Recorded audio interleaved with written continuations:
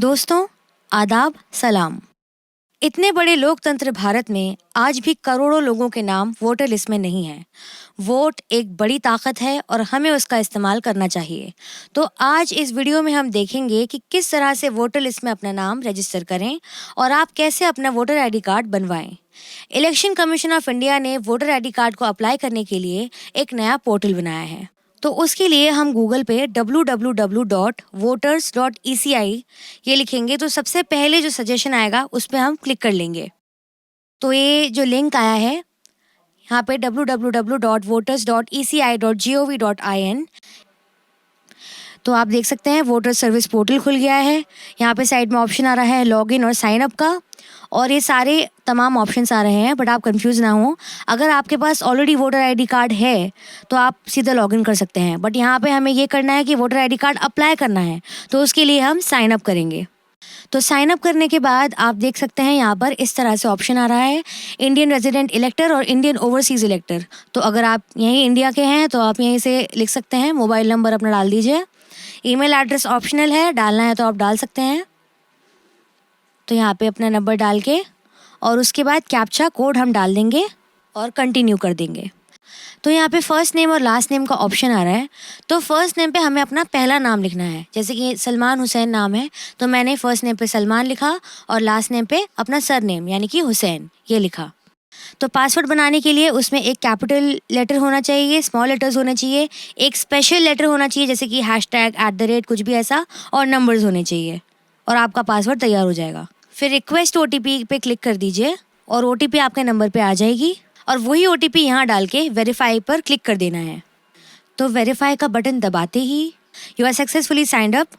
उसके बाद इसको लॉगिन करेंगे तो दोबारा से जो आपने रजिस्टर्ड मोबाइल नंबर डाला था जिससे कि आपने अपना अकाउंट बनाया है वो यहाँ पे दोबारा डालेंगे, जो अब आपका रजिस्टर्ड मोबाइल नंबर बन चुका है।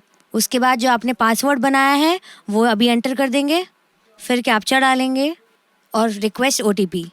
तो फिर से एक OTP आएगा, final OTP, verify and login, और अब आप लॉगिन हो चुके हैं सक्सेसफुली। तो ये पेज खुलते ही new registration for general electors form 6 हम इसे फिल करेंगे, तो इसे सिलेक्ट कर लेंगे। तो ये application form for new voters खुल चुका है। तो सबसे पहले select state, district and AC इसको सिलेक्ट करेंगे। तो स्टेट में हम महाराष्ट्र सेलेक्ट कर लेंगे। उसके बाद आपकी जो डिस्ट्रिक्ट है आप उसे सेलेक्ट कर लीजिए। फिर असेंबली कंस्टिट्यूएंसी यानी कि विधानसभा क्षेत्र जो है आपका वो आप इसमें डाल दीजिए। अगर आपको नंबर नहीं पता है तो कोई बात नहीं, जब आप क्षेत्र डाल देंगे तो नंबर अपने आप उसमें आ जाएगा। तो ये फर्स्ट स्टेप यहाँ पर हो गया। उसके बाद अपनी पर्सनल डिटेल्स डालनी है। पर्सनल डिटेल्स में अपना first name followed by middle name, तो जो आपका पहला नाम है वो आपको डालना है। उसके बाद सरनेम पे आपका सरनेम। बहुत लोग सरनेम नहीं लगाते तो वो ऑप्शनल है, कोई बात नहीं। तो उसके बाद आप अपना नाम हिंदी में चेक कर सकते हैं, जैसा भी आपने इंग्लिश में ऊपर लिखा होगा नीचे आप हिंदी में उसको सिलेक्ट कर लीजिए। गलत हो तो करेक्ट कर सकते हैं।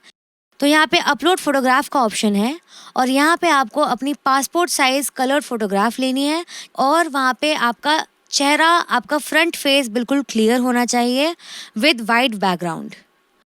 तो डॉक्यूमेंट साइज मैक्सिमम 2 MB की होनी चाहिए, और अब आप अपनी फ़ोटो को एडजस्ट भी कर सकते हैं, उसको जूम करके, रोटेट करके, और उसको सेव कर लीजिए। नेक्स्ट कर दीजिए। फिर आ गए रिलेटिव्स डिटेल्स। तो रिलेटिव डिटेल में आपको उन रिश्तेदार का डिटेल डालना है जिनके पास ऑलरेडी वोटर आईडी हो। जैसे कि यहाँ पे मैंने फादर सेलेक्ट किया है, तो उसके बाद आप अपने जो भी रिश्तेदार हैं उनके सारे डिटेल डाल दीजिएगा, जैसे कि नाम, सरनेम। उसके बाद हिंदी में वो करेक्ट है कि नहीं वो भी दोबारा से वो ऑप्शन जो आपने पहले किया था सेम यहाँ पर उसको रिपीट करना है।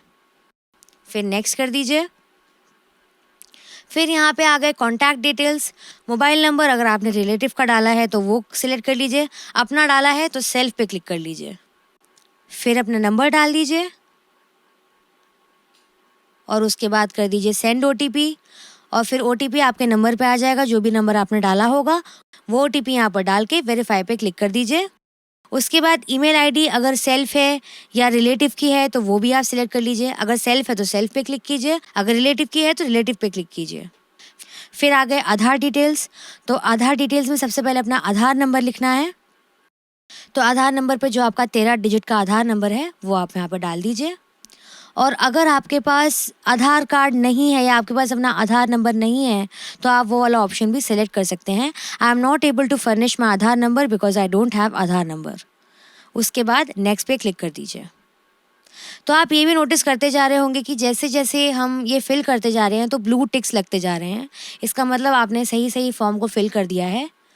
फिर उसके बाद मैंने जेंडर फिल कर दिया। इसके बाद डेट ऑफ बर्थ डिटेल्स, तो आपने देखा जैसे कि डेट, मंथ और ईयर हमने ऐसे फिल कर दिया है।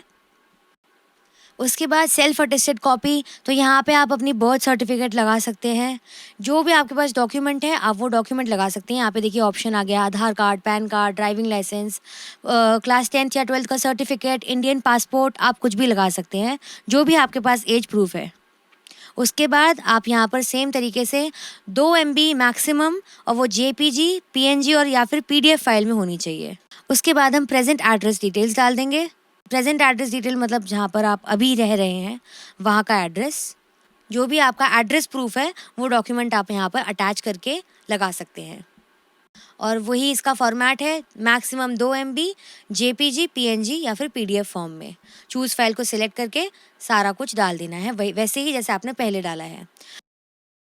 तो अब आ जाते हैं हम डिसेबिलिटी डिटेल्स पर। तो अगर ये कैटेगरी आपके लिए है तो आप इसको फिल कर सकते हैं, अगर आपके लिए नहीं है तो आप इसको स्किप भी कर सकते हैं। तो अब आ गए हैं हम डिक्लेरेशन वाले ऑप्शन पे। तो यहाँ पे वही ऑप्शंस विलेज, टाउन, स्टेट या डिस्ट्रिक्ट, वही ऑप्शंस आपको यहाँ पे फिल करने हैं।